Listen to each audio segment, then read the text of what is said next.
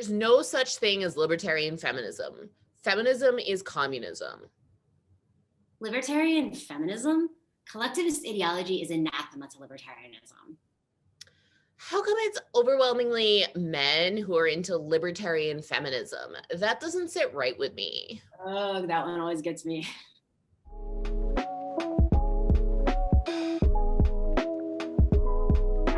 May I remind you as well, libertarian feminism is disgustingly hyper-individualistic. Women will not liberate themselves towards isolated quests for happiness. LAMO. I can promise you, libertarian feminist is not a thing. One could characterize libertarian feminism as a socialist attempt to co-opt and subvert libertarianism. Oh no, Kat. What? I think they're onto us. Okay, so today we're here to talk to you about libertarian feminism, or as some people are clearly convinced, the radical commie plot to take over libertarianism. If that's what we're supposed to be doing, I think we're doing this wrong. Don't worry, we're actually here to tell people why libertarian feminism is not what they appear to think. But is it socialist? No. But is it communist? Yeah, also no. But are you now, or have you ever been a fan of AOC? Okay, so I do like her lipstick and her stance on over-the-counter birth control, and I'd love to abolish ICE. But when it comes to things like economics or the role of the state, yeah, we don't agree at all. Suspect. I like her lipstick too, though. Spoiler, neither Liz nor I are socialists or communists, collectivists, Marxists, Democrats, leftists, or whatever else people like to tweet at us. We aren't even left libertarians, though that's a label we frequently get, both as a compliment and as an insult. When it comes to libertarian philosophy or policy proposals, we are essentially, for better or worse, pretty squarely within the mainstream of centrist libertarian thought. But what we do aim to do with Feminists for Liberty is hone our essentially basic AF libertarian views on issues that haven't historically gotten a lot of play within libertarian circles, or maybe did, but have fallen by the wayside, surrounding things like the way government treats women, sexuality, gender, and surrounding issues. Libertarianism is inherently feminist, and it always has been. Toni Nathan, one of the founders of the Libertarian Party and the first woman to win a United States Electoral College vote as the LP's 1972 vice presidential nominee, went on to found the Association of Libertarian Feminists way back in 1973. Their mission, like ours, was to inject a libertarian feminist perspective into contemporary political conversations and promote policies that advance sex and gender equality while respecting things like individual rights and free markets and civil liberties. They believe, like we do, that sex and gender should be irrelevant to how one is treated under the law, and the government could often be women's enemy, as Sharon Presley and Lynn Kinsky wrote in 1976. That was around the time that the more anti-authoritarian and intersectional strain in US feminist politics was becoming more marginalized. So even as you have feminists pushing the idea that feminism is simply the radical notion that women are people, you had mainstream feminist groups more and more aligning with big government and the carceral state, and teaming up with conservatives on issues and opposing women who made choices they didn't like, whether that was being a housewife or being a sex worker or whatever, and sort of pushing out anyone who thought otherwise. So if feminism is the radical notion that women are people, libertarian feminism is the even more radical notion that people of all genders are individuals and should be treated as such. One question we get asked a lot, though, is if libertarian is inherently feminist, why not just identify as libertarians? Why do we bother saying we're libertarian feminists? Why bother finding a group like Feminists for Liberty? I think it's about scope and focus. So traditionally, libertarianism hasn't always prioritized or focused on a lot of the issues that mainstream feminists do. As libertarian feminists, we share many of the same concerns that mainstream feminists have, but we believe that the best way of creating change in society isn't based on coercion, criminalization, or censorship. And if we're not there in those discussions, we're sort of ceding ground for the people who support very non-libertarian solutions to these problems. Solutions that we generally don't believe work, and that the evidence often bears out to be true. We're also ceding ground to people within the libertarian movement who want to promote this idea that doesn't jive at all with, libertarian history and the record, that libertarianism is actually, inherently tied to social conservatism, that it inherently promotes things like the traditional family, that it promotes one lifestyle over another, and that it's not just about government.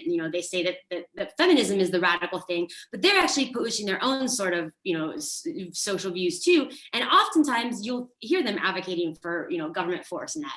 So anyways, we want to counter that. And then also sort of, there's a lot of people online that call themselves libertarian and espouse these really sort of horrible and sexist and misogynistic views sometimes. And so understandably, there's this idea among non-libertarians that libertarianism is some sort of gross boys club. There's this very dude bro-y kind of idea that you see, especially on social media, but it's probably always kind of been there, that men are individuals and women are their property, which is obviously not at all something that we would support. Very much two sides of the same coin almost too, sort of a lot of ways that the liberal feminists talk about women and the way that sort of the anti-feminist crowd does, because both are collectivizing women instead of treating women as individuals. Yeah, so as libertarian feminists, we like to say that there's really nothing more collectivist than treating someone as simply a representative of their sex or their gender. We like to say, hi, we exist, because people are always asking us, why aren't there more women libertarians, or why aren't there any women libertarians? And it's like, I get it, but also, hi, there's us, there's all these people that we are, out there working with every day. And so a lot of times people like to talk about, there's no female libertarians, and it really just erases the, they try to use that as a cudgel against libertarianism. Feminists will sometimes, like mainstream feminists, and it's so weird because you're just erasing the work of so many women who actually believe these things and, are using their own agency to choose to work in this realm. Yeah, and it can be really self-fulfilling too. Like, you and I both know way more libertarian women than we can count. But then there's this constant drumbeat of libertarianism is for sexist old white men.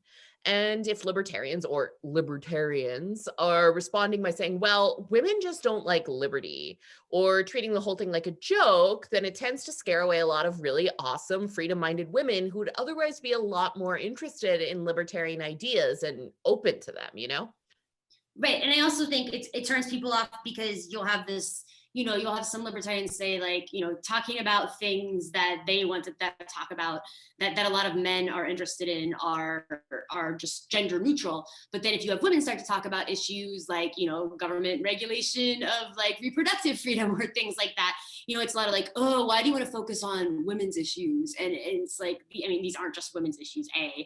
And also, why is, the government treatment of women not a proper role for libertarianism? Like, that's just as proper of a role for libertarian activism and inquiry as anything else, But anyways, we've told you enough about what libertarian feminism isn't. So at this point, we should probably tell you more about what it is.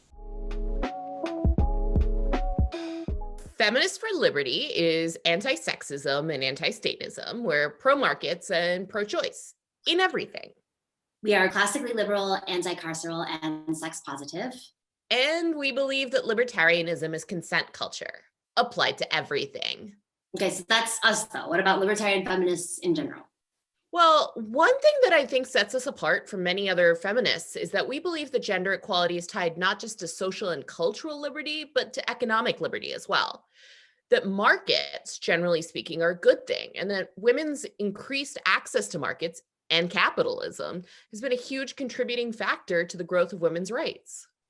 We are also way more wary of criminalization and prosecution, or creating government committees and task forces to solve problems.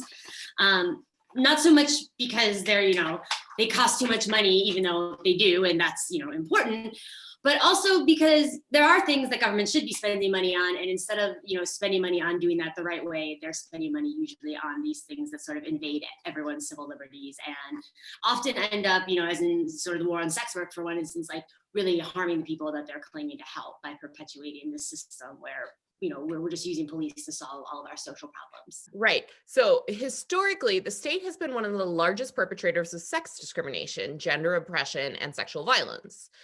And you can't just overlook that history and expect that government-based solutions are going to benefit women or sex and gender minorities when they've overwhelmingly worsened existing problems caused by sexism and patriarchy. Government is also very slow, and laws and regulations tend to cement us into a certain time, while culture can be easier to change. And even the best intentioned laws are still subject to cultural whims. And if you don't address the culture, the impacts end up not being what was intended. This is where a lot of libertarians tend to lose the thread. If the problem isn't specifically in government, then aren't we just talking about people's choices? A lot of times it is about choice, and that's a good thing. As libertarian feminists, we don't want to dictate to anyone how they should live or what decisions are right for them. But we also want to take into account why people make the choices that they do and if it truly is a choice for them. Women obviously face discrimination and other obstacles that are not just related to government policy. As libertarians, we believe in making cultural change in the marketplace of ideas, not using state or other force to try to compel people to live in a certain way or make certain choices. And basically, we apply those same ideas to our feminism. One of the beautiful things about a system in which the state doesn't lord over all facets of your life is that it leaves people free to form relationships, families, communities, and other systems as they see fit. Feminism is general, relationships and communities are specific. So while we want a presumption of equality in the law and government policies, libertarian feminists aren't going to fight anyone going their own way and organizing their own life around their own beliefs, so long as they aren't hurting others. Which doesn't mean libertarian feminists might not denounce some beliefs or try to change minds and societal systems that support them, but we won't try to bring in the cops or regulators or legislators or executive orders or anything else like that to make that happen. In a nutshell, libertarian feminists believe that the law shouldn't discriminate based upon sex, gender, sexual orientation, or relationship status.